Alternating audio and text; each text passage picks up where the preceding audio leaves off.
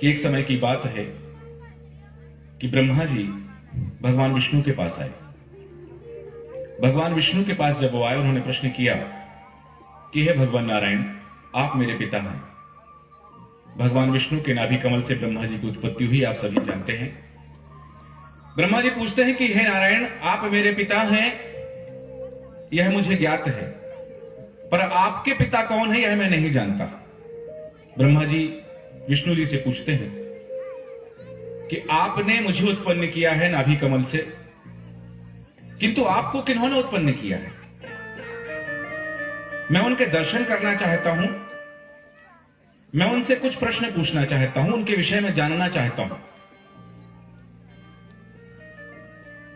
ब्रह्मा जी के इस प्रश्न पर भगवान नारायण ने कहा कि हे ब्रह्मदेव, जो अज्ञाय है, जो अज्ञेय है, जो अज्ञात है, जिसे हम नहीं जानते और जिसे जानने के बाद भी नहीं जाना जा सकता, भगवान शिव का महत्व ही ऐसा है। भगवान भोलेनाथ ऐसे हैं। शिव महापुराण की कथा कहती है कि यदि शिव तत्व को जानना है तो 7 क्षण का समय बहुत हो जाएगा। 7 क्षण के अंतर में आप शिव तत्व को जान जाएंगे। किंतु यदि शिव तत्व की गहराई में उतरना चाहते हैं तो 7 जन्म कम हो जाएंगे। कि जिन खोजा तिन पाइयां गहरे पानी बैठ। जितना उतरते जाओगे शिव के तत्व में, उतने ही डूबते जाओगे, कहीं छोर नहीं मिलेगा, वैसे ही जैसे ब्रह्मा जी को नहीं मिला था। भगवान नारायण ने कहा ब्रह्मा जी से कि शिव के तत्व को जानना परम दुर्लभ कार्य है, आप प्रयास ना करें। ब्रह्मा जी ने जिद ठान ली। अब ब्रह्मा जी तो बालक हैं विष्णु जी के सामने, क्योंकि उन्हीं की उत्पत्ति है। कि नहीं प्रभु, मैं अपने दादा के दर्शन तो करना चाहता हूं। कि आप मेरे पिता हैं तो आपके पिता कौन हैं, उन्हें मैं देखना तो जरूर चाहूंगा। भगवान नारायण ने कहा कि यदि आप जानना ही चाहते हैं तो जहां ब्रह्मा और विष्णु का यह संवाद हो रहा है, उसके समक्ष एक विशाल काय पर्वत है।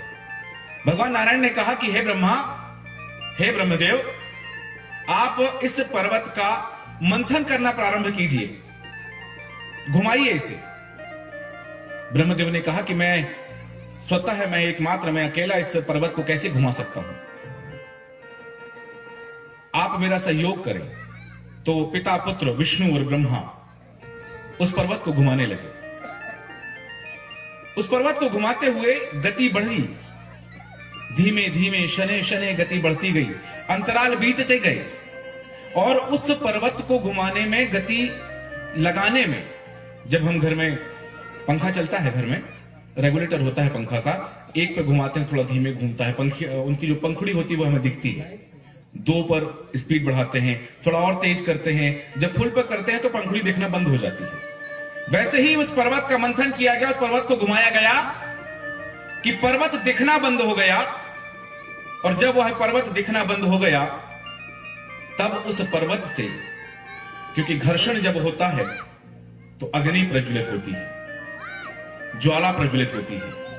उस पर्वत के घुमाने से एक ज्वाला का प्राकट्य हुआ, आविर्भाव हुआ, और वह ज्वाला, वह तेजोमय विकराल स्वरूप विशाल काय, जिसके आदि और अंत का पता नहीं था, वह विकराल काय स्वरूप इतना विशाल हुआ, इतना तेज हुआ कि ब्रह्मा जी के नेत्र ठहर नहीं सके, वो देख नहीं सके कि यह क्या है।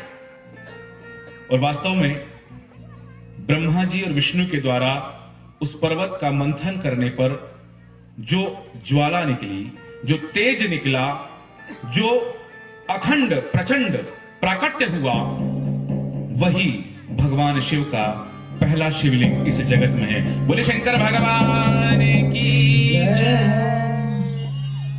इस ब्रह्मांड का पहला शिवलिंग भगवान विष्णु के द्वारा निर्मित, भगवान ब्रह्मा जी उसमें सहयोग किए। कि ते अस्त्रे चापि सज्ज्वालये लोक संरक्षमे निपेति तु क्षणेनैव रावावृति महा एक कथा और है कि वह शिवलिंग का प्राकट्य कैसे हुआ। एक कथा और आती है कि एक समय ब्रह्मदेव भगवान विष्णु के पास गए और भगवान विष्णु ने उन्हें प्रणाम नहीं किया, उन्हें नमन नहीं किया कि यदि पुत्र आता है पिता के पास तो पिता उठकर प्रणाम नहीं करता। लेकिन ब्रह्मा जी को अभिमान हो गया कि मैं सृष्टि का रचयिता हूं, मैं सृष्टि का निर्माण करने वाला हूं। मैं विष्णु के पास गया, भले ही उन्होंने मेरा निर्माण किया हो, लेकिन विष्णु जी ने मुझे प्रणाम नहीं किया। ब्रह्मा जी को क्रोध हुआ। जब उन्हें क्रोध आया तो उन्होंने विष्णु से अनर्गल संवाद कहे। भगवान विष्णु को क्रोध आया, दोनों के बीच युद्ध हुआ। उस युद्ध में ब्रह्मा जी और विष्णु जी ने दोनों ने अमोघ अस्त्र के प्रयोग किए। ऐसे अस्त्रों का प्रयोग किया कि उन अस्त्रों के संघर्षण से सृष्टि का विनाश हो सकता था। तब उन अस्त्रों का प्रकोप रोकने के लिए, उन अस्त्रों का प्रभाव रोकने के लिए एक विद्युत पर्वत निर्मित हुआ। वह विकराल, प्रचंड, अखंड, विशालकाय तेज उत्पन्न हुआ।